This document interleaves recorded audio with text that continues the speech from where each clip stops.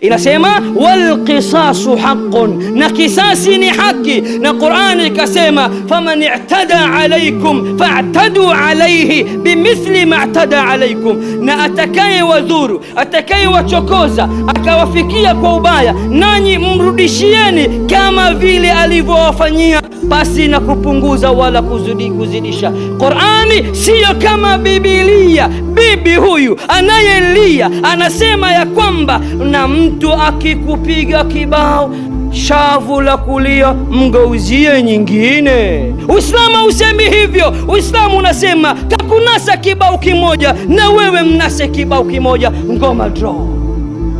Lakini Qur'ani pia inapendekeza wakati mwingine, ikiwa una moyo wa kusamehe, hutaki kulipiza kisasi, unamwachia Mungu, Qur'ani pia hili inakubali.